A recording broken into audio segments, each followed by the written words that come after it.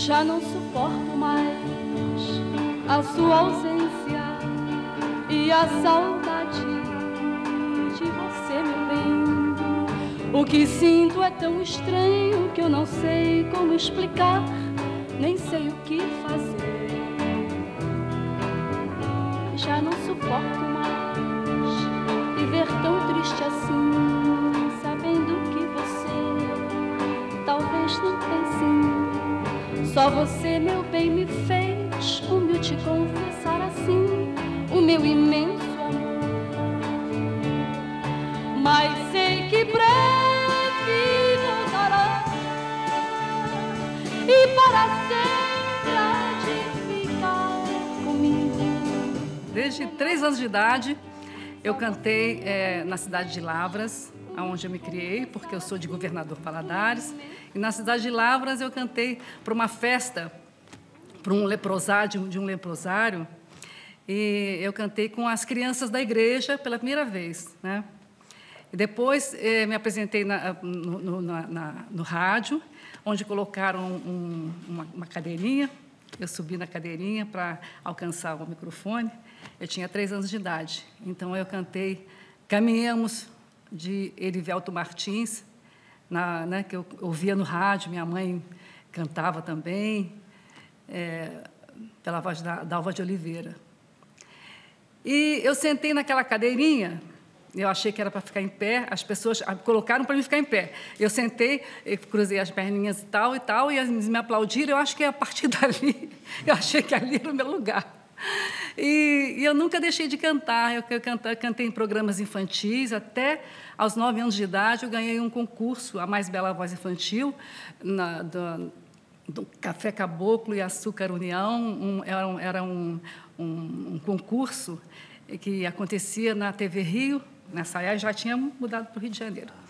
Então, eu ganhei o concurso, porque já me apresentava em programas infantis, no Vovô Dilon, onde eu cantava com o Reginaldo Canhoto, com pianistas, Pedrinho Bevilacqua, Agostinho Silva, no Clube do Guri. E já tinha uma carreira infantil assim muito bem sucedida no Clube Recreativo Mirim de Brasipina, próximo onde eu fui morar, assim que cheguei de Minas. Então eu tinha uma coisa de que eu ouvi o rádio assim lá em Minas e a minha mãe disse que eu vaticinei assim, dizendo assim: ainda vou cantar nessa rádio, olhando o rádiozinho que tinha no alto da sala.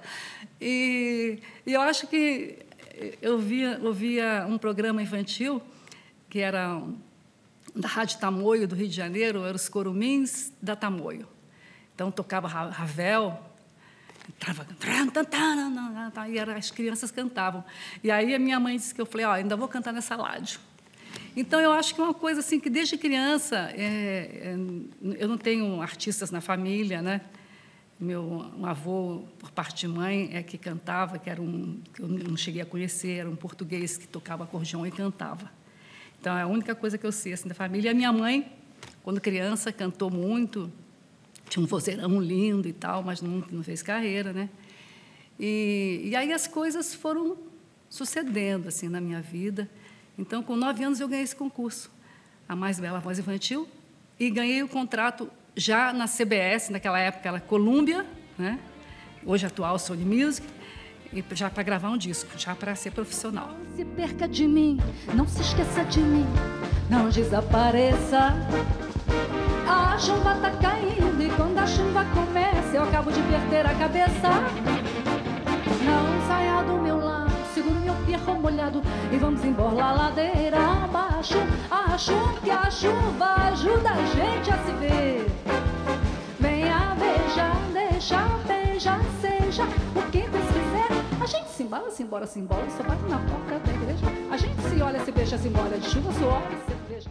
Quando você é criancinha, pequena, né, criança e tudo, o pai acha graça, né, e tudo, mas depois, quando foi uma coisa séria, era um contrato, e queriam trocar meu nome, achavam que Vanderleia não era um nome, eles usavam o termo radiofônico, era um nome que não soava muito bem. Então, E meu pai, então, ficou preocupado, porque eu não ia estudar mais direito e tal. E ele tentou, de todas as formas, né, segurar um pouco a minha trajetória, né? Mas as coisas iam sucedendo, iam acontecendo, e mesmo contra ele, eu acho que o estímulo da minha mãe, né, e a torcida dela, assim, né, era maior do que, né, aquela coisa severa. E por parte de pai, a minha família é toda libanesa, né? E meu pai é filho de libanês, tudo, então mineiro. Então tinha uma coisa assim de que tinha esse lado também, né? Esse lado de muito severo na educação, né, e tudo. Né?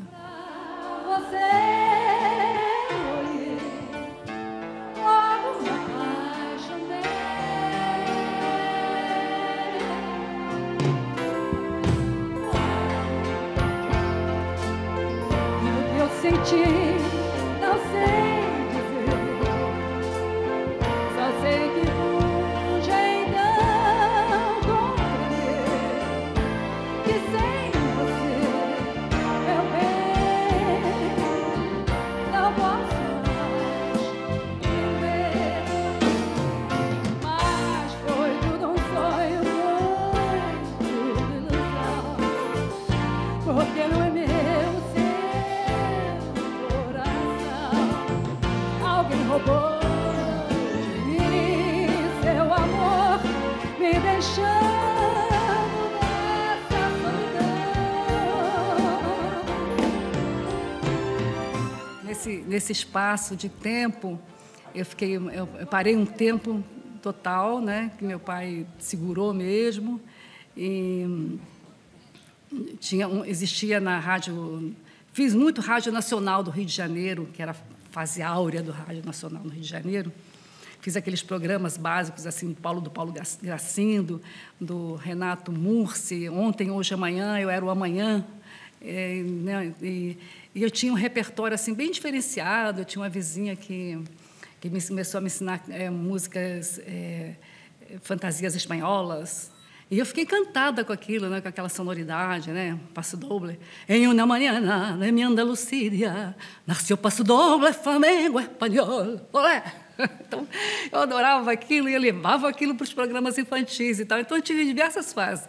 Depois, no programa no Vovô Dilon, quando, de vez em quando, eu era acompanhada pelo regional do Canhoto, né? Então, eu fiz uma série de chorinhos. Eu vou fazer um casaquinho de tricô para o meu amor, de que qualquer aio, de qualquer cor. Então, eu passei por várias fases da música brasileira, né? Até chegar na minha fase com a gravadora precisando, começando assim, a fazer música jovem no Brasil. E eu já tendo esse contrato, né, com eles lá há algum tempo, eu queria mesmo a música que era um grande estímulo, assim, né? A minha envolvência assim, com música foi uma coisa desde menina, desde muito criança. Lá em Londres, de vez em quando me sentia longe daqui. De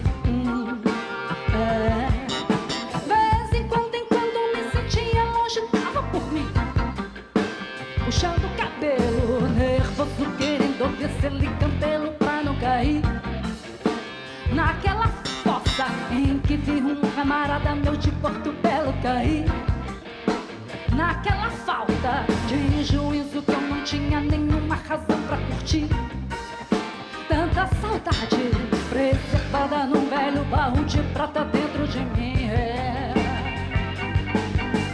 Bom, aí já na CBS eu fui convidada a participar, a gravar um Gendeiro Novo, e seu Evandro Ribeiro, um diretor de lá da Sony, me chamou, eu fui até lá em cima e tal, ele me mostrou uma música, que era a primeira música que eu gravei. Ó meu anjo da guarda, eu quero saber porque ele partiu. Tinha uma coisa do twist, que se dançava o twist naquela época. Tem a época do rock, depois a coisa dos modismos, da coisa da música jovem entrando aqui no Brasil, né? Mas era um autoral essa música, e era do Rossini Pinto. Eu achei, quando eu vi aquela, o meu anjo da guarda, eu não gostei, sabe? Aí desci a escada, amiga, e falei, como é que eu queria gravar, mas...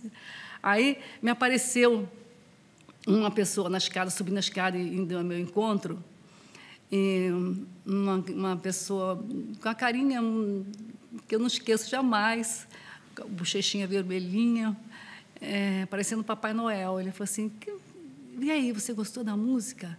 Você gostou da música, olhando para mim e tal? Assim? Eu falei, a música, olha, achei detestei, uma porcaria. Aí ele virou para mim e falou assim, é minha. Eu falei, oh, meu Deus. Tal. Viramos grandes amigos.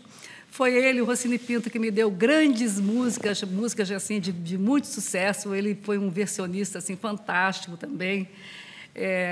Tão bom assim, a ponto de... Nós gravávamos muito, assim, muito corrido, assim, não tinha aquele tempo, aquela coisa de chegar num... Porque éramos uma garotada. O seu Evandro Ribeiro, ele gostava de música clássica, então era uma concessão que ele fazia de botar a garotada deixando lá gravar lá, né? Gravávamos em 3 canais e tudo muito rápido. E aí eu me lembro que o Rossini Pinto, assim, chegava as músicas, o Evandro conseguia músicas, as versões que se fazia na época, né? Porque não tinha ainda uma música autoral para a garotada aqui no Brasil, né? O Roberto e Erasmo que começaram, né? E pensando bem, o Rossini, porque essa primeira que eu gravei era autoral. Então, ele colocava a gente assim no estúdio e a gente não tinha muito tempo para gravar, para regravar e tal. E nessa minha primeira música, eu me lembro que eu brinquei na hora assim de cantar o meu anjo da guarda, uma coisa tipo marcando assim o ritmo, né? Eu quero saber, porque sem ele, anjo, eu não quero mais viver, eu não quero mais viver. Aí ele, ótimo, ele adorou aquele soluço. E foi o que marcou na música. E no Santinho eu comecei a tocar no Brasil inteiro, porque aquela maneira de cantar diferenciada, você não entendia bem se eu era mineira, se eu era... Tinha pessoas que achavam que eu era cearense, que eu era do Nordeste e tal, outros que eu era mineira e tal, porque tinha uma coisa diferenciada pela forma que eu dividia, né, a música, né? Assim, boa noite, eu lhe dei boa noite, ou boa noite, meu bem. Eu sei que a minha paz todinha eu vou perder. Ele é para mim o meu mundo e a razão do meu viver. Se alguém entre nós aparece, eu sei que a minha paz todinha eu vou perder.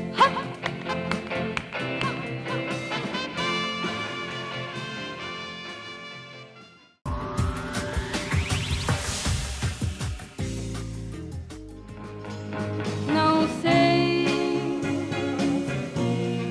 nem sei mesmo quem sou, nem sei, querido, que de bom restou a vida para mim, já não tem mais valor. Tu morreu quando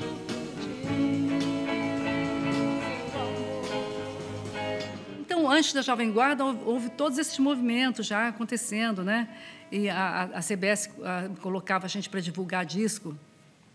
No Rio de Janeiro, nós saímos porque era difícil tocar o nosso gênero, porque os programadores torciam um pouco o nariz para aquelas guitarras elétricas. Lá vinha essa garotada querendo tocar. Não era uma coisa fácil de você fazer tocar no rádio. Então, a gente acordava de madrugada, acordava, foi duro no início, né? Então, a gente, 4 horas da manhã, a gente estava naqueles programas de despertar. Vamos despertar, minha gente. Que horas? De madrugada, nós íamos para tocar no rádio. Então, quando chegava assim, umas 9 horas da manhã, a gente parava naquelas, tinha umas leiterias no Rio de Janeiro. Então, nós parávamos assim, juntávamos assim o nosso grupo. Tá? Quantas vezes você já conseguiu tocar hoje?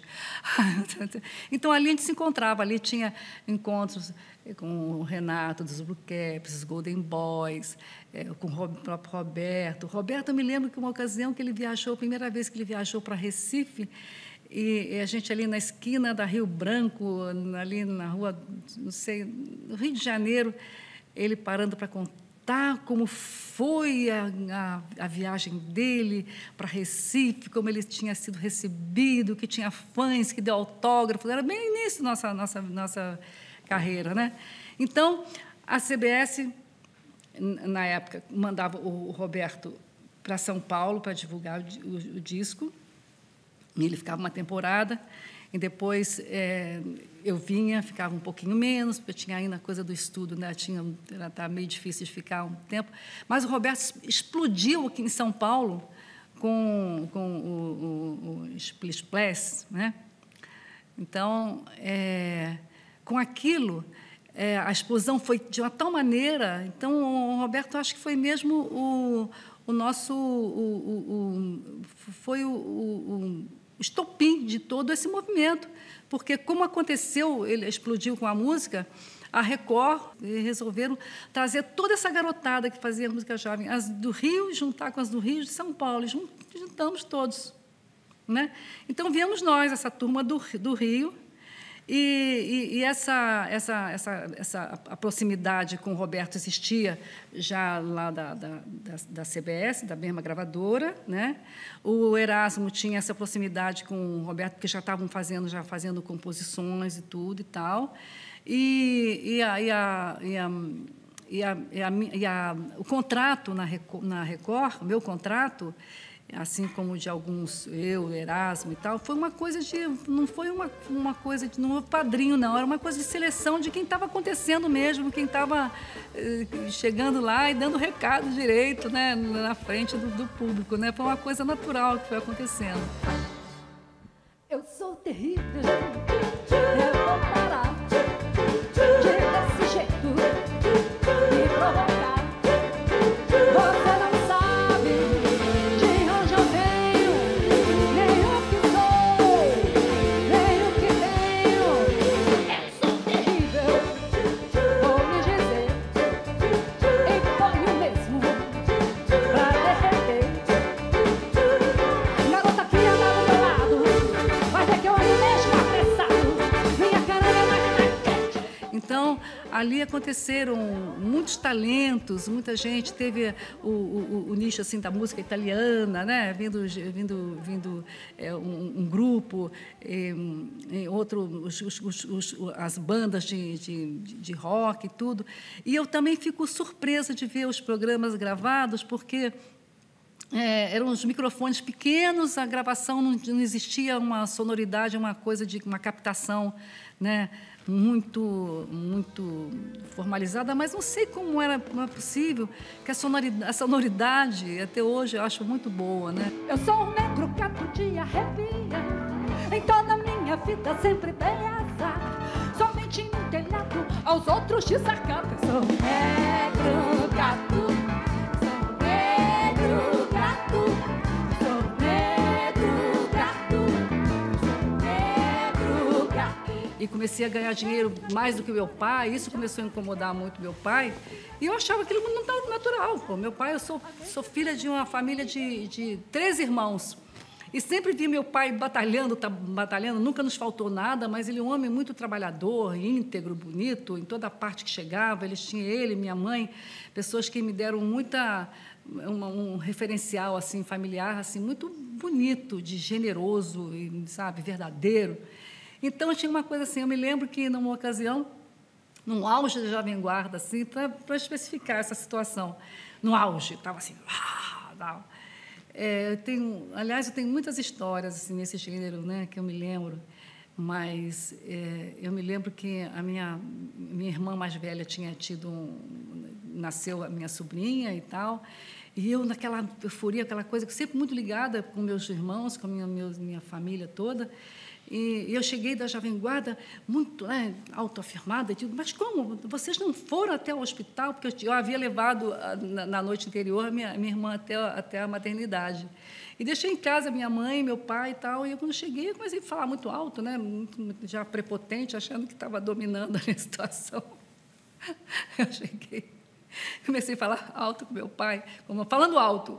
E meu pai chegou muito bravo perto de mim e falou assim, menos um pouco, mais baixo um pouco. E eu, da aula, mas levei um tapão, assim, o ouvido caí, assim, pum, perto da nossa vitrola, a tal da vitrola, do lado da vitrola. E aí deixou assim, fiquei vermelha, igual um pimentão, que eu costumava, desde menina, eu era a única em casa que encarava, né, o velho Salim, né, pequenininha, era impetuosa de menina. Levantei com aquilo assim e tal, e tentei falar de novo grosso com ele, levei outra no chão. E quando eu percebi, entrou logo o meu cunhado, que é isso, seu Salim? E eu, aquela coisa, aquele drama, né, familiar, né? Aquela situação daquela agressão, né? E quando eu olhei atrás da porta, estava a minha família, meus irmãos inteiros, todos, todo mundo achando muita graça. Porque ele é como dizer assim, olha, você é estrela famosa lá fora, aqui em casa você é igual a todos os outros, né? Então, mas, na realidade, meu pai deixou coisas muito bonitas, lembranças muito bonitas, e esse tapão, quer saber de uma coisa? Eu tenho saudade desse tapão, sabe? Porque foi um momento que marcou a minha vida, e uma lembrança do momento, assim, um momento familiar, né? Sim, mais quente, né? Quando cai do samba não fica abafado, é desacato quando chega no salão. O brasileiro quando entra no show é entusiasmado. Quando cai do samba não fica abafado, é desacato quando chega no salão. Não há quem possa resistir quando o chorinho brasileiro faz sentir ainda mais de cavaquinho com um pandeiro, violão na marcação. Não há quem possa resistir quando o chorinho brasileiro faz sentir ainda mais de cavaquinho com um pandeiro, violão na marcação. Eu tinha noção que eu estava trazendo uma forma diferente de ser, né? Uma forma diferenciada de ser, né? Então, eu tinha toda uma representatividade, se não tinha um discurso inflamado nesse sentido, assim, existia toda um experiencial, assim, através daquilo que a gente projetava, né? E era um pé no novo e um pé no velho, porque a minha geração foi uma geração muito difícil, né? Porque você tinha esse lado, né, da forma como você foi criada, e a mesma briga que eu tinha em casa, né, com meu pai, para poder trazer aquela modernidade, aquela forma de ser. Eu não podia fumar. Dirigir carro foi muito difícil, sabe? E tem histórias assim incríveis. Eu botando meu pai do lado para dirigir e tal. Então, as dificuldades que eu tinha dentro de casa para representar aquilo eram as mesmas que aquela geração também tinha em casa para poder fazer igual, né? Então, nós vivíamos um mesmo estágio de necessidade, de ansiedade de transformação, né? De abertura, de um comportar novo para conseguir uma integração maior de relação familiar, de poder contestar, de poder ser ouvida, de poder ser verdadeiro, né? Com seu pai, com sua mãe, né, naquela coisa de ficar ouvindo atrás da porta, né, porque tinha coisa de recebia visita, os filhos ficavam, né, hoje em dia. Então, a nossa geração foi uma geração transformadora, né? Então, eu estou falando isso, a nossa geração que nos acompanhou sabe muito bem o que nós estamos fazendo, que por mais que tenha tido vários movimentos musicais, até hoje, você chega num show, Então, aquela fila de pessoas com nossos discos, aqueles discos antigos, LPs, aquele negócio todo para você autografar. E qual jeito, isso não é impossível de acontecer, até no dia de hoje. Eu nunca imaginei, com a idade que eu tenho, que eu pudesse estar autografando coisas que eu fiz lá na minha adolescência. Aí eu chego, pô, mas esse aqui eu nem me lembro de mais desse daqui, né? Então, é uma coisa muito linda, muito bonita. A gente trouxe uma reflexão, né, diferente. A gente expandiu o mercado jovem no país. A gente trouxe muitas...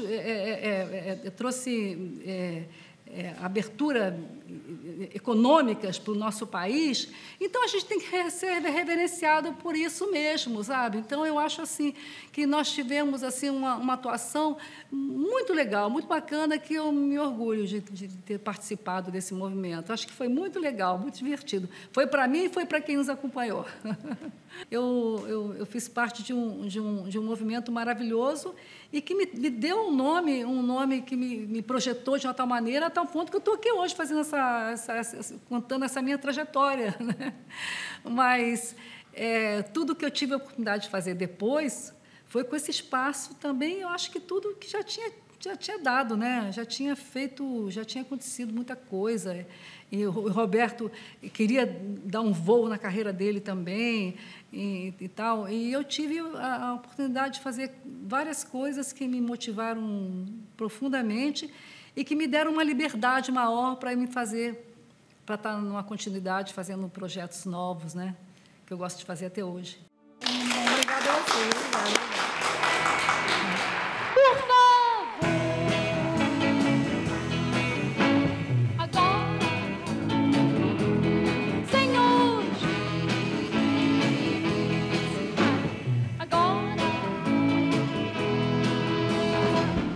Juiz, eu quero saber, sem este amor, o que vou fazer? Não faça isso, peço por favor, pois minha alegria vive desse amor, por favor. Pare agora, Senhor juiz. Pare agora, Senhor juiz. Eu sei que o Senhor é bonzinho. Por favor, ele é tudo que eu quero, é tudo que eu amo. Eu estou certa de que ele também me quer.